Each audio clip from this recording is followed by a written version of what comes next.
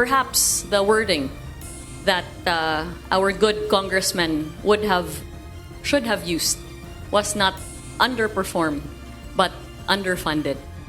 Tila pinupuntirya ng ilang kongresista ang Department of Tourism dahil sa independent stance umano sa Kongreso ni Cebu Representative Duke Frasco. Ito ang pahayag ni Tourism Secretary Cristina Garcia Frasco matapos punahin ng ilang kongresista ang DOT sa umano'y pagiging underperformed sa kabila ng malaking pondo. Ayon kay Deputy Speaker at La Union 1st District Representative Paulo Ortega V, dapat umanong magpakita ang DOT ng malinaw na resulta sa paglikha ng trabaho at pagpapaunlad ng lokal na ekonomiya. Sagot naman ni Secretary Frasco, nakapagbigay ang turismo ng trabaho sa 6.75 million Filipinos at halos 10 milyong Pilipino pa sa indirect at induced opportunities. Nakikiisa po ako sa panawagan ng ating mga congressmen dahil yung turismo ay patuloy na nagbibigay ng trabaho sa ating mga kababayan. Milyon-milyon na Pilipino ang nabibigyan ng trabaho sa turismo from Luzon, Visayas, and Mindanao. At patuloy po yung trabaho ng Department of Tourism sa pagbigay ng mga tools and trainings.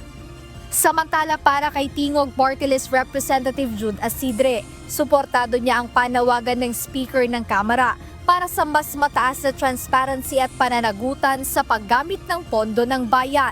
Kaya't binigyang diin niya ang mababang bilang ng tourist arrivals sa Pilipinas noong 2024 na nasa 5.95 million na malayo sa pre-pandemic na 8.26 million noong 2019.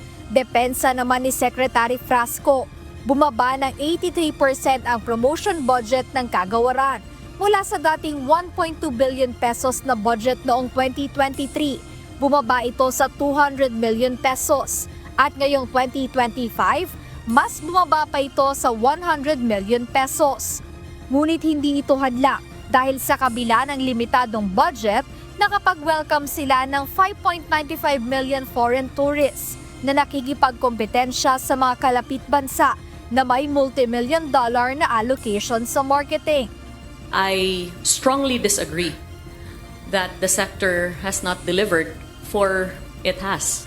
It has delivered returns to the nation, notwithstanding a very meager amount that was provided for tourism promotions. And so perhaps calm and circumspection really is needed at this time. Sa kabila nito, kumpiyansa pa rin ang DOT na sa darating na budget deliberations ay maaprubahan ang kanilang nasa 3.5 billion pesos na proposed budget. 5 million pesos dito ay ilalaan nila sa branding campaign budget. I think if we limit our appreciation of the proposals to the facts and not take politics into account, then we are confident that our budget will be approved. Tiniyak din ng kalihim na sa kabila ng iba't ibang hamon na kinahaharap ng kagawaran, ay patuloy ang kanilang pagtatrabaho at paggawa ng paraan upang mapabuti ang sektor ng turismo sa bansa. Well, I would not want to make any final declarations on the prospects of Philippine tourism. I can only assure the public that the Department of Tourism is doing its very best.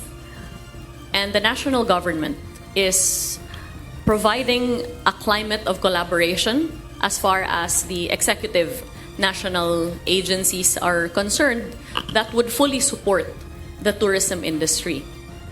Jedna Resina, UNTV News and Rescue. Diyos ang aming sandigan, serbisyo publiko ang aming pinahahalagahan.